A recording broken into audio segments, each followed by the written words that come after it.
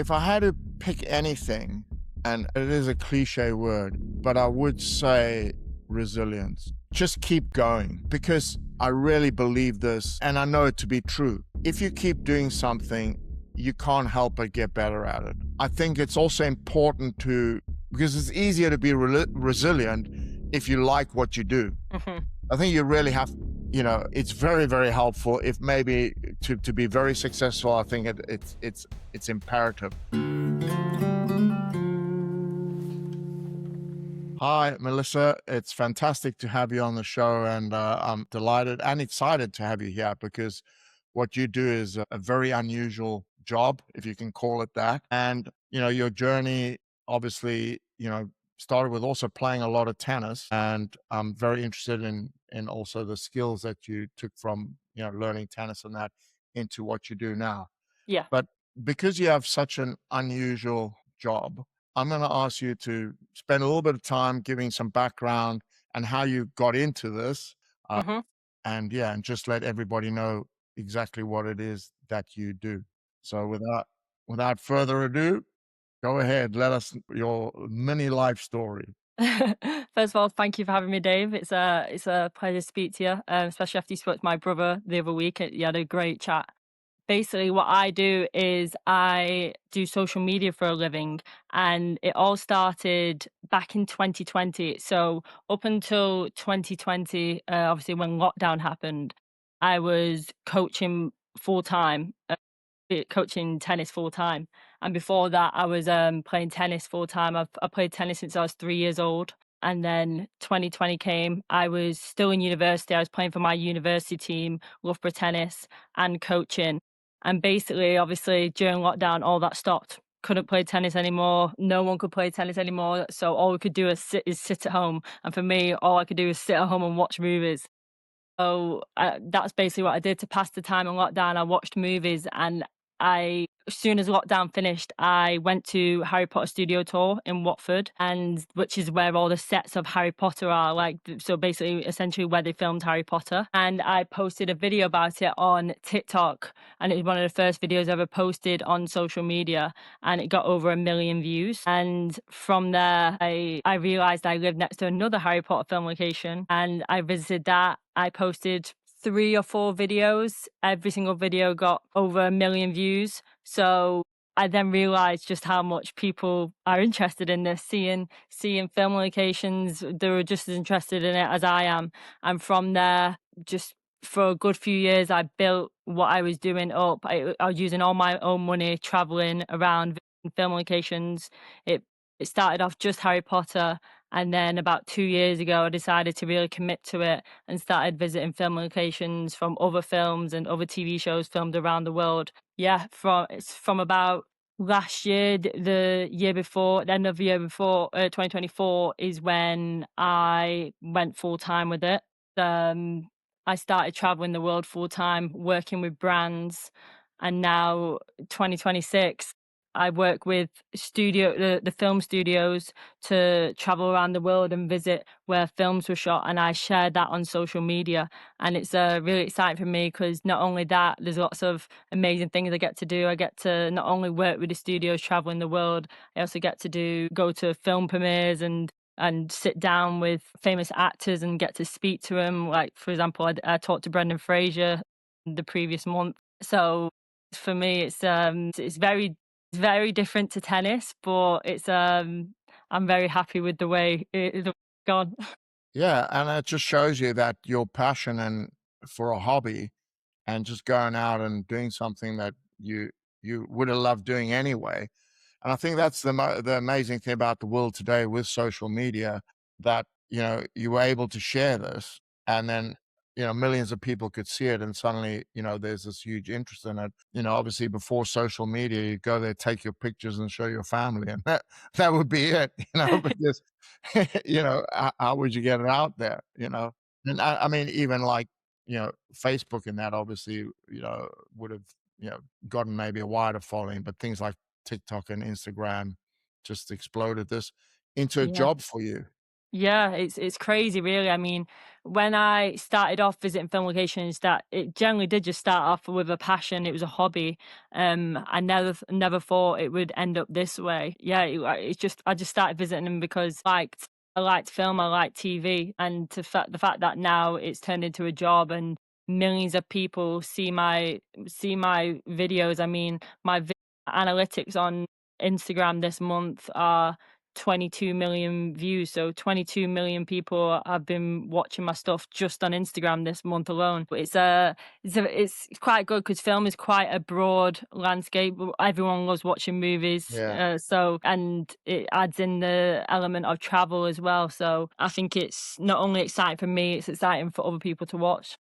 And what was the first thing that happened that made you realize this could be a job? You know, who approached you, or what actually happened for you to suddenly go, "Ooh, actually." I mean, obviously you knew you had the following, Yeah. but what was the first step that happened? So basically, it was when I had some studios approach me. So I did a, I've done a few ads before, but never ones that really specifically focused on my film locations. And then last year, I worked with some tourism boards to visit film locations in their country. So I went, for example, I went to it's in the UK, but I went to Northumberland to visit film locations for 28 years later, which is a second one's just come out this month actually. And I went to go do the film locations for that as well with another tourism board. But it was really then when I realized people, not just the people who watch my videos and my content, it's also the brands that love that element because it's showing their scenes, the films of their scenes and their shows in a great fun way. I'm showing the locations, but after it's been filmed, and I'm also showing that it's accessible for other people to visit. So it was then when I started to get a bit of traction from studios and other brands wanted me to incorporate my content in travel or film and TV, and it was then that I realized maybe this has got maybe this has got something to it. And has it changed very much in how you do the filming and everything? Do you have a crew with you now, and has it become a lot more professionalized, or For some of my content, yeah. So I recently went to Memphis for they're releasing a new Elvis documentary, which they found 40 hours of unseen footage of Elvis performing on stage in Las Vegas. And I went to Memphis to film some things at Graceland for it. And I had a film crew with me there. I was filming some stuff at Graceland. But most of the time when I go to locations, I always have someone with me filming for me because pretty much I can't do it on my own anymore. I started off with just a tripod, so yeah? I was just setting up my own my setting up my phone on the tripod and then filming it that way. So yeah, we've really progressed from that to now where I always have someone with me to help film me. And a question that really fascinates me is, you know, because I've seen it with tennis players, how, you know, as they progress up the rankings and everything like that, how their confidence changes and how they, you know, their belief in themselves and what they do, you know, changes their mindset basically, you know, grows with the level that they're attaining. Have you found that you starting to think about things a little differently now to the way you did beforehand? Yeah, definitely. I mean, when I first started creating content, I wasn't very you can ask my brother actually. I was very shy at these film locations. I was very reserved. I would try and film when nobody was looking or no one was around. And now when I go to these locations, I know I'm going there to do a job. I've done it for years now. I've visited these locations for years, but my mindset's changed definitely. And now that it's also my job and I've done it for years, and I know I'm a lot more professional with my planning. I'm a lot more professional with my filming, everything. My commitment to it has gone up as well as my confidence alongside it. I believe in my content a lot more than I used to. I wasn't sure if I'd post some things before. That's why I only started off with Harry Potter actually when I Yeah. started out, and I changed up and decided to do other films and TV shows because I believed in what the content I was making was good. Yeah, and the reason why I'm pointing this out is I think it's important for people to realize that when you start down a journey, you evolve with the journey. I think, wow, that person has it all together and they're really great and professional. I mean, people are going to see you and think, wow, that's suddenly a magic fairy from Mars just made you like that. But actually, it's an evolvement, and really and truthfully, if you get really good at something, everybody can evolve and gain the confidence from being very good at something. Yeah, definitely. I mean, like you say, it's the more you commit to it, the more you practice it, and your confidence will go up with that. Truly, I'm a believer in that. It's just like I did in tennis. The more hours I spent on court, the more committed I was to tennis, and not just on court, off court. Everything I did towards tennis that made me a better tennis player. I've taken that to my business now. So it's yeah, the parallels between them are huge. Yeah, that's great. So, I mean, what would you say that and it's not that easy to do, but what from tennis and sport has really impacted the kind of character traits that you feel that they helped you develop that is now helping you in this? Because I guess, I mean, it's also a pretty high pressure job. Whenever you traveling and working and having deadlines and stuff like that, it's important that you get it done. Yeah. So, have you made any direct links and say, you know what, tennis and that journey really helped me to to be able to do this, better than I would have been able to. 100%. I think for me, the biggest crossover that tennis gave me that's helped me now is discipline. Being disciplined in tennis, obviously, like I said, I started at 3 years old, and my brother going to a tennis academy in obviously going to America and Baltieres, he came back and taught me all the traits that he picked up when he was at Baltieres, which was, I remember him saying, "Oh, you have to make your bed every day.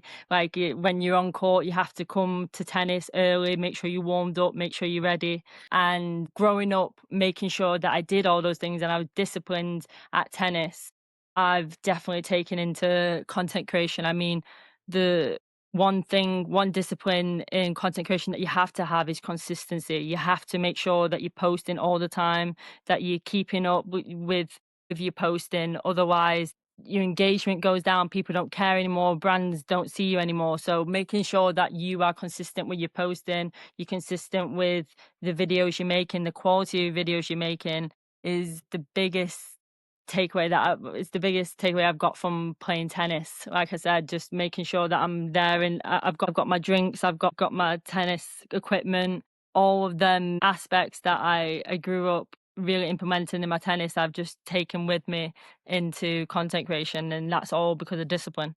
Yeah, and that's very interesting because this week I was just at the Bath Academy, which I've been involved with for, nearly 16 years. And, the kids there are busy. They're in and out from school. They get taxied in and out and they're playing a lot of tennis and everything like that. But on average, their grades are extremely good and better than a lot of kids that are not involved in high level sport or music or whatever it is, a discipline. And it shows you that when people have a lot of time in their hands, they can waste it. And people that are forced to manage their time actually do everything better because they have that discipline. 100%. Being intentional with your time, and that's a huge one. I mean, I helped coach a young tennis player where I live when I'm back now. So even when I'm not doing content creation, I still like to be on court, and I do help coach a talented junior here in Nottingham. One thing I try to get her to do is not only practice with a purpose, but be purposeful with her time when she's not on court, making sure she's doing something to progressing towards her school, progressing towards her tennis, something that it's really important to be intentional with your time and not just Yeah, I mean, I couldn't agree more. And I think, once you start getting into high level sport, it teaches you that and the focus. And I'm sure you've even in your new career, you've seen how as you progress more, how much better you are able to focus on what you really have to do. And, there's less and less noise in your head. You become much clearer about what has to be done. 100%. What person what person's journey has influenced you the most? Amazed you or taught you something that really, really helped? I know there'll be a lot of people who influence your life and that. But if you could narrow it down to one or two people or events that happened, obviously visiting Harry Potter and actually making those videos obviously changed your life or started to Yeah, change your life. But also, you know, a lot of people would maybe have done that, but they didn't recognize the potential in it. And I think that's also important that a lot of people will do something and go, "Oh, that's nice. I got a lot of views," and not actually recognize the potential in it. So I really congratulate you. And people say you lucky. No, you did something and recognized the potential, and then you capitalized on. If there was any luck, you definitely capitalized on it. yeah, yeah, definitely. I mean, I get that comment probably every single day of my life telling me how lucky I am, which I'm 100% lucky in the opportunities I get to do, as they're not always guaranteed, especially with people who are in my position. But it's something that I've worked towards, and I am lucky because I put the work into to get to where I am with this business. Like, truly, the people that inspire me are the ones that I've seen are just committed to. That's why I like, even now, even though don't play tennis anymore, tennis players really do inspire. I mean, Roger Federer has been the biggest inspiration my whole life, and especially Nadal. Nadal was Yeah, the biggest one for me growing up, because he growing up as a tennis player, I was never the most talented. Technique wise, I was never the best. yeah, But one thing about me that my people around me always said, people who watched me play tennis all the time used to say, that I put a lot of effort in on court. And that got me far in my tennis career. And I feel like that's what's taken me far in this career now. So, and obviously Nadal, Federer was always known as the majestic one, the one who it comes easy to. Nadal was always the one who was grinding on court and making sure that he's always working hard and giving 100%. That's probably why he's got as many injuries as he had in his career. So growing up obsessed with Nadal and the way he works and his work ethic, I tried to replicate that in my tennis career, and now I feel like that's mirroring in my content creation career. brilliant. And do you have any specific way that you deal with pressure? Because, in any job, sometimes you can feel overwhelmed, with the amount of stuff you got to do or, deadlines you got to make or just, having to make a quick decision on whether you're going to say yes or no to something. Do you have any kind of process that you go through in making those decisions or dealing with that pressure? First of all, the first thing I like to do is just take a breath. If I've got something that needs to be out immediately, or I'm getting pressured with deadlines, or I'm making, because sometimes in content creation, you have to reach a certain number of views, or say if you've done an ad for a company, Yeah, you've got to reach a certain amount of views or likes or whatever it is to make sure that the company like it. So what I'll do, first of all, take a breath. That's always the first one. And then I like to write down either, so if I'm talking about, if I'm trying to get the best quality out of my video to make sure I get the most views, I will write down aspects from other videos that have gone viral and what worked well that way. Why did that work? What were the aspects that people enjoyed? Because you can always break it down. I like to look at analytics. So on my videos, you can see where audience peaked, where audience liked a video, or they can see where they've stopped watching, stuff like that. So I really like to review the performances of my past videos and then go from there. And if it's in terms of like other forms of pressure, I just like to make a pros and con list. So if I have to choose between certain things, I'll sit down and say, okay, what's the pros of doing this? What's the cons of doing this? Vice versa. And that really, most of the time, 90% of the time, that helps me uh, solve my outcome. It show me what option I'm gonna go with.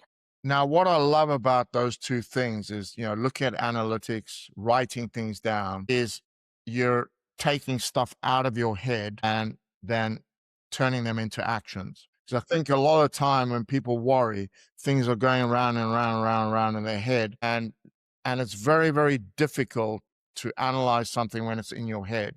But with the analytics, you can get facts. Hmm. And then by writing down pros and cons, you're getting the stuff out of your head in front of you on paper. And a lot of the times, something that seems like a big issue, once you write it down, suddenly it seems, well, why am I so bothered about this? It's not really as big a deal as I thought it was. Yeah, 100%. When I wake up sometimes like, I don't know, 2 or 4 in the morning or whatever, and something's just circulating, circulating. So, I mean, almost invariably, I'll just get up and either go do it if it's something I can just go do, Hmm. or I will start to write down what I need to do, and then that kind of calms my brain down. So I 100%. love those two aspects that you bring to pressure because, it's I think the more you run a business and that you just realize that action counts for more than anything. And, thinking about things are great, but in the end, you have to take action. Yeah, 100%. And just making sure that you make it easy for yourself to make that action. Like you said, you can get so lost in your own mind. I feel like that's my biggest downfall in life. That's unfortunately I've had for ages. I overthink things in my head. So if I take away the option of overthinking things and make it clear and plain for myself, writing that down. I mean, where I got that from is one of my favorite books is Champion Minded by Alistair McCaw, and I read that probably 4 or 5 years ago. My dad actually gave it to me to read while I was playing tennis because it's based on Alistair's worked with lots of tennis players. He works with athletes. He works with a lot of them. So Yeah. just I know and Alistair actually. He's from South Africa, just like I am. well, I honestly, the tips that I took away from Champion Minded and other books that he's done, and it's really honestly makes you. It feels like you got glasses on, and the foggy, and it's like the fog's gone when you make it as simple as that, and you use a technique as simple as writing things down, so you can stop overthinking things, and they're in front of you, and you can actually make a clear decision. It's honestly it is like taking off some glasses, some foggy glasses, and you can actually see it for how it really is. Yeah, I mean, I have a question that I ask, which is, I think it's so obvious, and I wish I'd known this question, a long time ago.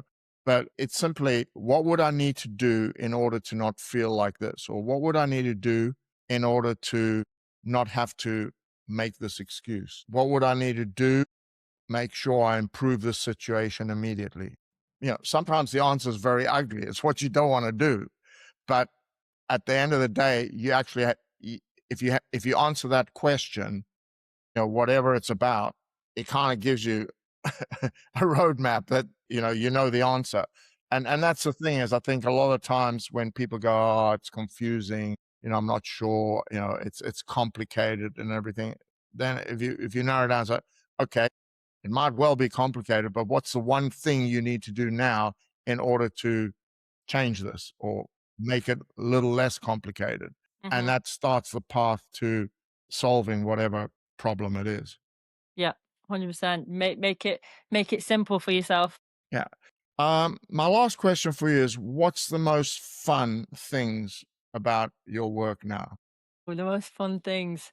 I mean, I'm lucky that the work I'm in is one of the most fun things. I mean, there's so many. I mean, I'm going to Disney on a Disney cruise this weekend because of my work, Yeah. which is crazy. Good to get to do stuff like that. Paid There's for. probably Paid there's for as well. probably 2 there's probably 2 aspects really. There's the glitz and glamour of it when so obviously I mean, last week, like I mentioned to you, I was in North Yorkshire doing film locations, and I was trekking through mud to get to a location, and then to go do that and then go to a premiere for something, which is obviously the glitz and glamour of it all, and get to do that. And just the travel aspect, and obviously the traveling aspect, but in just like when I played tennis and you traveled, you never really got to see where you were traveling because Yeah, obviously you're on court and you're in a hotel, you're on court, you're recovering, you never really get to see. But with this job, I'm lucky that the travel is very much sightseeing. So I actually yes, finally get to see the places. brilliant, yes. Yeah, I mean, that's the thing is, I've traveled, you know, probably, 3/4 of the world, but what have I actually seen? Not much That's of it. not much of it. I know where a good coffee shop is or where a good restaurant is in a place or, what's Where a the best decent tennis courts hotel. are. I know where the tennis courts are, yes, but, I don't always know too much else. I mean, I did try and get out, but, it's very, very difficult, when you're working. And the other thing, about tennis is, once you lose or the player loses and you're the coach, Mhm. I don't know what it is, but there's just a very strong desire to just get out of there and get to the next place. Yeah, So, to kinda or at the end of a trip to say, "Okay, I'm gonna tag on 2 days to go and see things," and everything like that, just never sits well, never and I comes. don't know many players that ever do that or coaches that do that. It's like, "Okay, we're done here, we need to go on," and maybe that's something that people need to consider changing a little bit. But the thing about it is you're already thinking about what you need to improve for the next tournament. You need to get there and get back Yeah, to work. So yeah, so the travel is not quite as fun as the travel that you're doing now. That's brilliant. not quite. Thank you so much for your insights, and I really wish you a lot of luck going forward. And I'm sure that you will grow and grow. And one day we may well see you interviewing people on TV and branching out into all different things. And again, I really commend you for not just seeing an opportunity, but capitalizing on it and then growing it and obviously moving it forward all the time. Yeah, And I know that takes a lot more hard work than people think because getting things right, filming wise, I'm sure you found out is a lot more complicated than you originally thought. As long as the idea was good, you're going to get a lot of traction. But now, obviously, you working for brands and stuff like that, it's yeah. probably you can put me wrong, right if I'm wrong, but a different level of filming and professionalism. Yeah, a lot more pressure. It's gotta be the quality's gotta be so much better. But yeah, thank you so much for having me. It's been a pleasure speaking to you. Before I leave, actually, I'd love to like ask you a question. So obviously, I've been speaking to you, and you've been asking me about the traits. Obviously, what I've taken with me into building my career now. But obviously, you've also had a very successful career, and anytime I meet someone who's had success in their job, in life, I just love to ask them, like, what trait they see or what trait they believe is made them successful. If I had to pick anything, and it is a cliche word, but I would say resilience. Just keep going because I really believe this and I know it to be true. If you keep doing something, you can't help but get better at it. I think it's also important to because it's easier to be resilient if you like what you do. Mhm. I think you really have, it's very, very helpful if maybe to be very successful. I think it's imperative that you do love what you do and you really like it because then it is through the tough times, it is easier to hang in because overall you enjoy doing it. And you hear a lot of people say, follow your passion.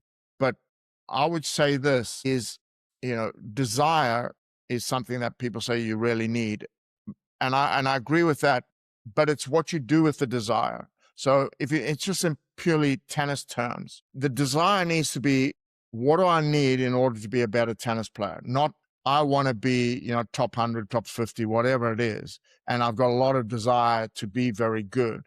You need to channel that desire and say, okay, I've got a very good, kick serve to the backhand on the ad court, but I'm not winning that many points on it. Mhm. Why is that? Well, maybe because your tee serve is really bad, so they know you don't have an option. So whilst you have a very good kick serve, you need to find out what you need.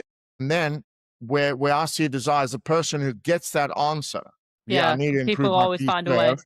And then it's the ones that you see, before practice or after practice, practicing that T serve and slowly getting better and better and better at it. So they don't just say, "Oh, I need that." Yes. And then, every now and again, I'll hit 2 or 3 extra T serves. They start to see what they need and then really work at improving it. And that's the type of desire that I think gets people to the top, because it's channeled in ways that's going to make them very good at what they do and better at what they do. And of course, in sport, the better you get, the more people you can beat. The Mhm. more people you can beat, the higher you're gonna be. And so it's kind of those two things: the desire to get better all the time, and the resilience to just keep going until you are very good at it.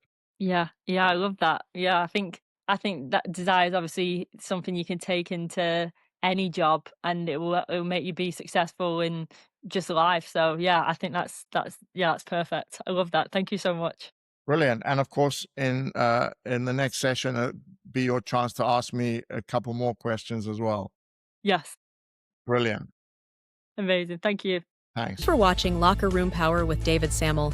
If you enjoyed the episode, hit subscribe and leave a comment on your favorite platform. See you in the next one.